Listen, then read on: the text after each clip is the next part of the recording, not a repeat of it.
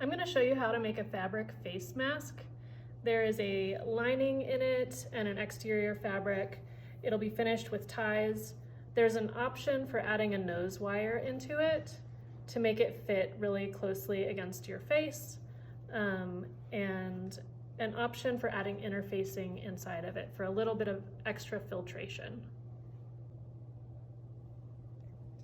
Your mask pieces should be cut at 8.5 inches tall by 7 inches wide. You'll need one exterior and one lining piece. So if you have a fat quarter, you'll want to mark along the top edge of it 7 inches and then 7 inches again, and then along the bottom edge 7 inches and then 7 inches again. Then you can make a line here and go ahead and cut that. And then with those pieces, you'll mark 8.5 inches once, and then on the other side, make a line and cut that. And then just make sure and trim them to be 8.5 by 7 inches. You should be able to get 6 pieces out of a fat quarter.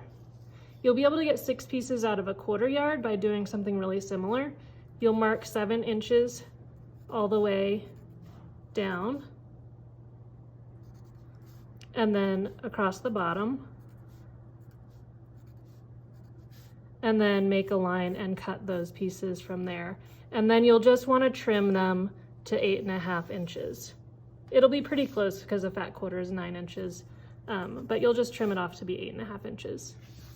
For a half yard, you'll do the same thing, marking your 7-inch marks across the top and across the bottom. Oops. Cut it. And then like a fat quarter, you'll be able to get 2 tall.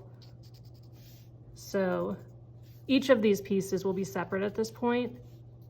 So you'll just mark 8.5 inches and cut each of them in half, and then trim the other one to 8.5 inches, which should give you 12 pieces from a half yard. Once you have your fabric pieces cut out for your exterior and your interior of your mask, you can cut 2 pieces of bias tape. Each should be 1 yard or 36 inches.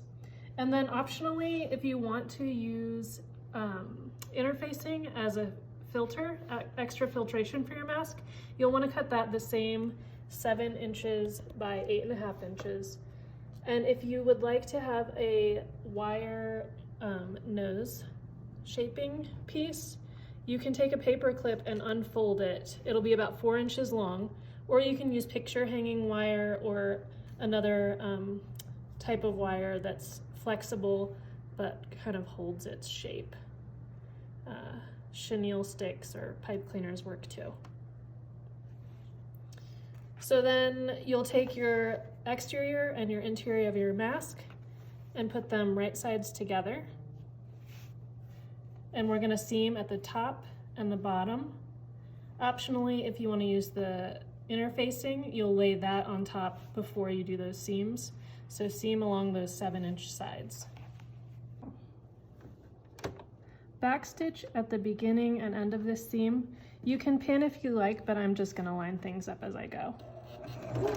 And you're seaming it at a scant 1/4 inch.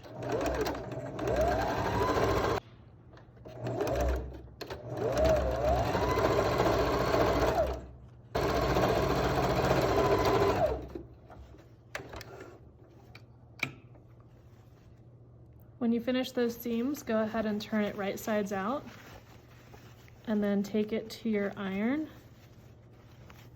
and you'll press these seams flat. And you want to make sure that there's not a tuck going in. You want to push them out as you press them flat.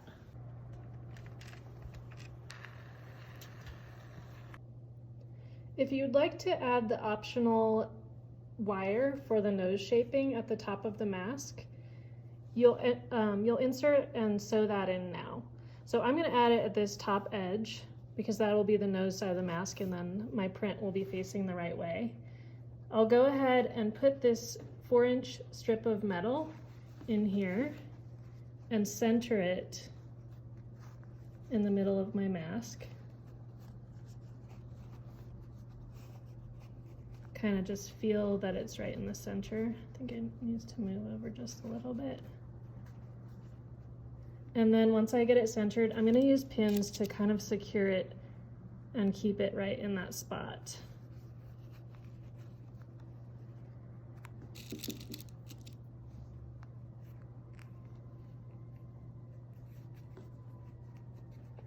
And then I'll make a little mark to show myself where the edge of that wire is.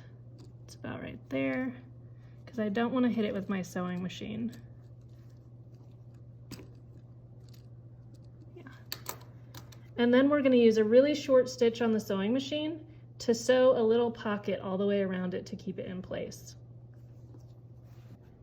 So pushing the wire towards the top of the seam right here, I'm going to start sewing right at the edge of my fabric, right at that seam edge.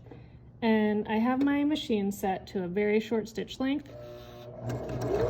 And I'm just gonna go back and forth a few times because I really want to keep the wire from coming sideways out of that area of the mask. And then when I'm towards the bottom of where I want that wire pocket, I'm going to, with my needle down, pivot, and then push the wire. I can feel it in there. I want to push it all the way to the top so that it's not like bending where I'm about to sew my seam. And now that I know where the wire is, I'm going to sew all the way down to the next mark.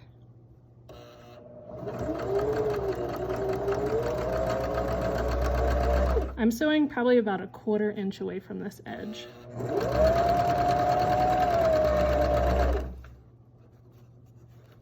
And I can feel my wire going a little bit to the right, so I'm going to push it back up into that seam and kind of hold it there.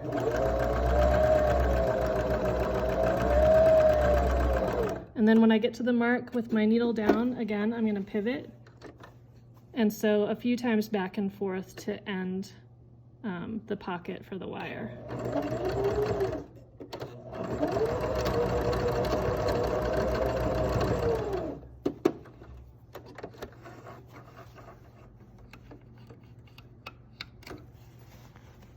So now your wire is secure in there and will make a nice little malleable nose area for your mask. Now it's time to mark where the pleats are going to go.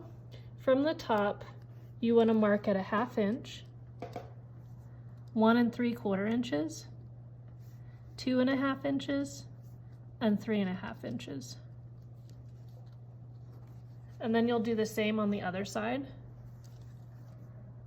1/2 inch, 1 3/4, 2 1/2, and 3 1/2.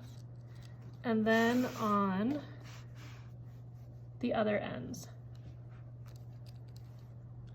1/2 inch, 1 3/4, 2 1/2, 3 1/2, and finally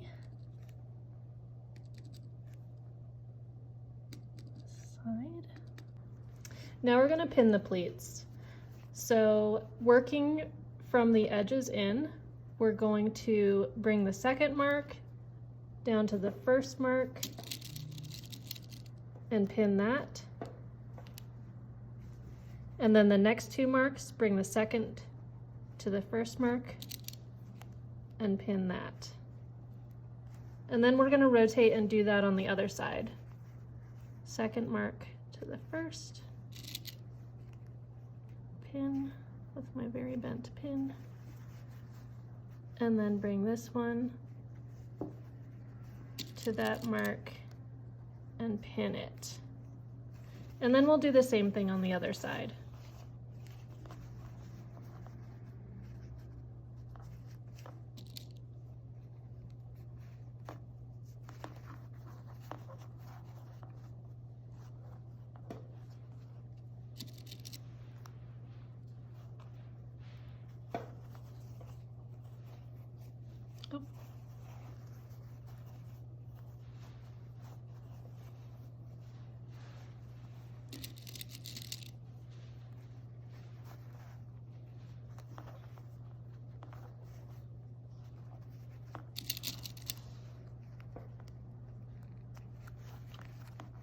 And once I have all of those pleats pinned, I'm going to baste, I'm gonna straighten this mask out a little bit.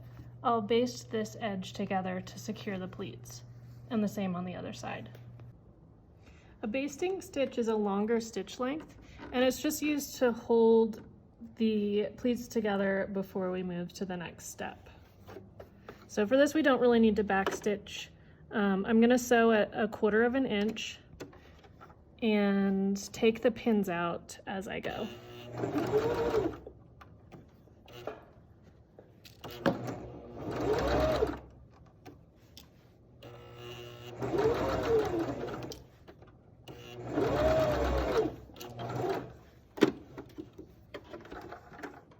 And then I'll go down the other side. Ew. Get that pin out of there.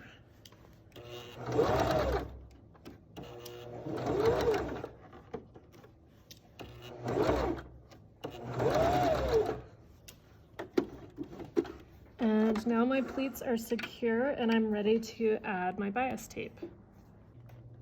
To attach the straps, the bias tape straps, I'm gonna find the center of my 36-inch piece, and I'll just put a pin in there just to mark where the center is. And then I'm going to lay that center of it on the center of my mask and fold the bias tape around this raw edge of my mask.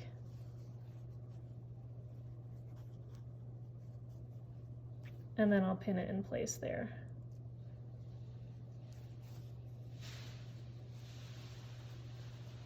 I'll pin the edge too. I want to make sure it's tucked under on both sides, the raw edge of the bias tape. And then to sew it on, I'm actually going to start at the very end of the bias tape, fold it in half, and using a zigzag stitch, I'm going to sew all the way down. When I get to the mask, it will both finish the bias tape and attach it to the edge of the mask. And then I'll sew down to the other side. I will change my machine settings to a zigzag. And I want to use kind of a wide zigzag because I want the zigzag to like really fill up most of this bias tape. It'll make it extra stretchy too. And one of the reasons to use bias tape is so that your strap has a little bit of stretch to it. So once you start sewing, you'll see where your zigzag is going to land. And you just want to make sure that the needle, when it's hitting the left side of the bias tape, is still on there. You don't want it to fall off the edge. That's going to secure the bias tape closed. So as you sew, you'll just close the bias tape and get it ready to be. When you get to the mask, you'll just take the pins out as you get there.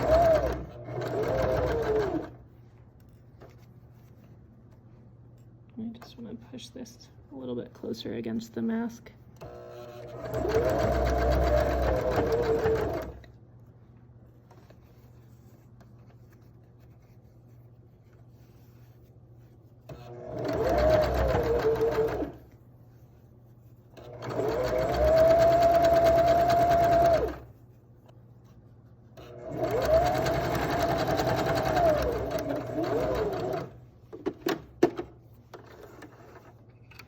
You can finish these ends of the bias tape by just tying a little knot in it.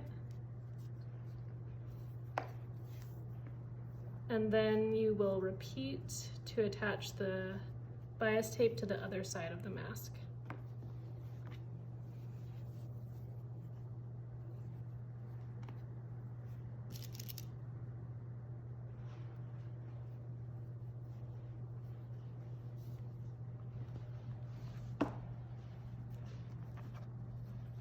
And now your fabric face mask is complete.